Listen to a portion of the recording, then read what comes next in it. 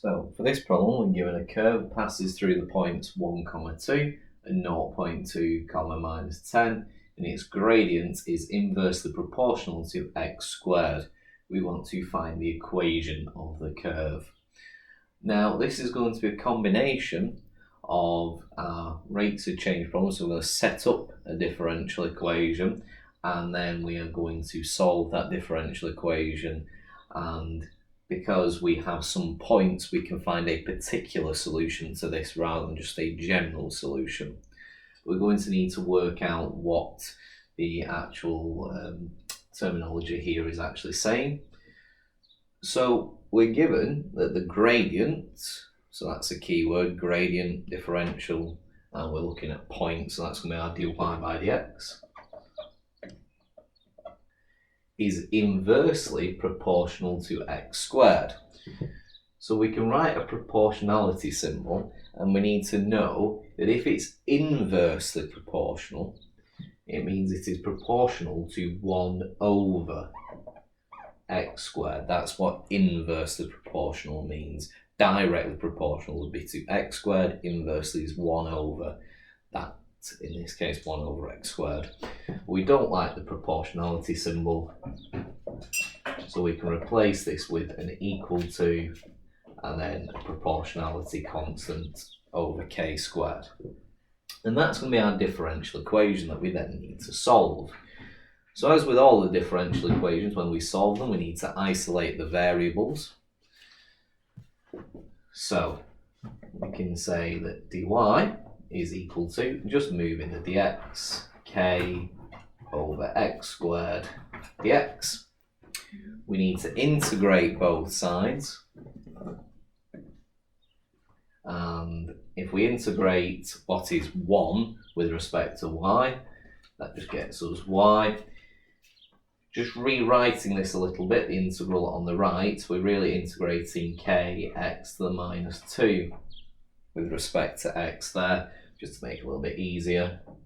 So y is, when we integrate this, raise the power by 1 minus 1, divide by the new power, so you end up with minus k x to the minus 1, or minus k over x. And because we've integrated both sides, we also have our constants of integration. So these are two separate constants, the proportionality constant there and our constant of integration. Okay, might be useful to state what they are. So k is a proportionality constant, and c is our constant of integration. And if we just wanted a general solution, that is as far as we could go. However, we have two sets of coordinates, so we can substitute in values for x and y, and we can do that twice. That will allow us to set up a pair of simultaneous equations, so we can actually find values for both k and c. Remember that every variable we need to get a value for, we're going to need an equation there. So if there had been 3 variables, we'd need 3 simultaneous equations, and so on. So our first set of coordinates, x equals 1, y equals 2, if we substitute in, we have 2 is equal to minus k plus c. So c is equal to 2 plus k.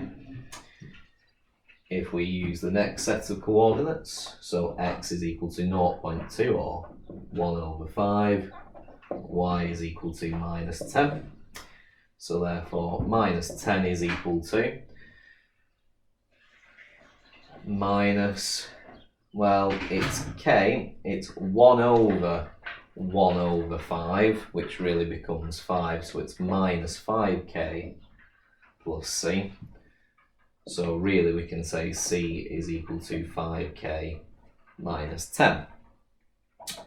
We have 2 equations, we need to solve these now. Well, we've got them where c is the subject, so we can equate the two. 1 is equal to 2, so therefore 2 plus k is equal to 5k minus 10. So 12 is equal to 4k, and k is equal to 3. If we substitute that into either equation, but the first one's the easiest, so c is equal to 2 plus 3, which is equal to 5. Just as a quick check, 5 times 3 is 15, minus 10 also gets us 5, so that's fine. We've solved that simultaneously. So therefore, our equation of the curve is y is equal to, our k value is 3, so we've got minus 3 over x plus our c value 5, and that is our final equation of the curve, which passes through the points 1, 2 and 0.2 minus 10, where its gradient is inversely proportional to x squared.